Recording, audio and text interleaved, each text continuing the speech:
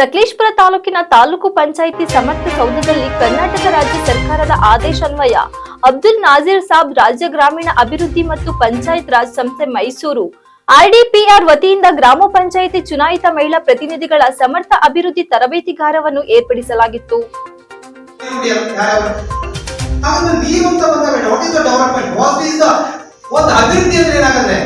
ನನ್ನ ಗ್ರಾಮದ ನೀರು ಇವತ್ತು ನ್ಯಾಯಸಮ್ಮತವಾಗಿ ಬಳಕೆ ಆಗಬೇಕು.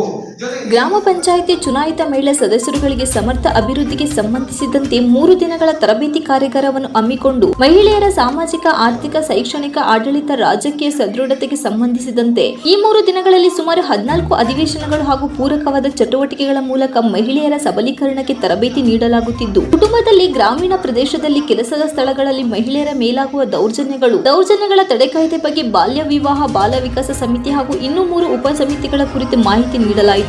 ಗ್ರಾಮ ಸಭೆಗಳು, ಗ್ರಾಮ ಪಂಚಾಯಿತಿ ಸಭೆಗಳ ಬಗ್ಗೆ ಕುರಿತು, ಸಂಜೀವಿನಿ ಯೋಜನೆಯಡಿ ಬರುವಂತಹ ಅಭಿವೃದ್ಧಿ ಕಾರ್ಯಗಳು, ಗ್ರಾಮದ ಉನ್ನತ ವಿದ್ಯಾಭ್ಯಾಸದಲ್ಲಿ ತೊಡಗಿಕೊಂಡಿರುವ ವಿದ್ಯಾರ್ಥಿಗಳಿಗೆ ಉತ್ತೇಜನಗಳ ಬಗ್ಗೆ, ಹೀಗೆ ಹಲವಾರು ಮಹಿಳಾ ಸಬಲೀಕರಣಕ್ಕಾಗಿ ತೊಡಗಿಸಿಕೊಂಡ ಕಾರ್ಯಕ್ರಮಗಳ ಬಗ್ಗೆ ವಿಡಿಯೋ ಕಾನ್ಫರೆನ್ಸ್ ಮೂಲಕ ಹಾಗೂ SIRD ಸಂಪನ್ಮೂಲ ವ್ಯಕ್ತಿಗಳಾದ ಲಕ್ಷ್ಮೀಶ್ ಅವರಿಂದ ಪರಿಣಾಮಕಾರಿ ತರಬೇತಿ ಕಾರ್ಯಾಗಾರ ಮೂಡಿ ಬಂದಿದ್ದು, ಶಿಬಿರಾರ್ಥಿಗಳಿಂದಲೂ ಉತ್ತಮ ಪ್ರತಿಕ್ರಿಯೆ. ತರಬೇತಿ ಬಗ್ಗೆ ಹಲವು ತರಬೇತಿ ಆಯೋಜನೆ ಮಾಡಿದ ಅಬ್ದುಲ್ ನಾಜೀರ್ ಸಾಬ್ ರಾಜ್ಯ ಗ್ರಾಮೀಣ ಅಭಿವೃದ್ಧಿ ಮತ್ತು ಪಂಚಾಯತ್ ರಾಜ್ ಸಂಸ್ಥೆ ಮೈಸೂರು ಬಗ್ಗೆ ಒಳ್ಳೆಯ ಅಭಿಪ್ರಾಯವನ್ನು ವ್ಯಕ್ತಪಡಿಸಿರುತ್ತಾರೆ. ಸಕಲೇಶಪುರ ತಾಲೂಕು ವಿಕೇಂದ್ರೀಕೃತ ತರಬೇತಿ ಸಂಯೋಜಕರು ಶ್ರೀಮತಿ ಭಾರತಿ ಹಾಗೂ ಉಪಸ್ಥಿತರಿದ್ದು ತರಬೇತಿ ಯಶಸ್ವಿಯಾಗಿ ನಡೆಸಿಕೊಟ್ಟಿರುತ್ತಾರೆ. ಈ ಸಂದರ್ಭದಲ್ಲಿ ಎಲ್ಲಾ ಗ್ರಾಮ ಪಂಚಾಯಿತಿಯ ಮಹಿಳಾ ಅಧ್ಯಕ್ಷರು, ಉಪಾಧ್ಯಕ್ಷರು, ಸದಸ್ಯರು ಹಾಜರಿದ್ದು ಯಶಸ್ವಿಯಾಗಿ ತರಬೇತಿ ಪಡೆದಿರುತ್ತಾರೆ.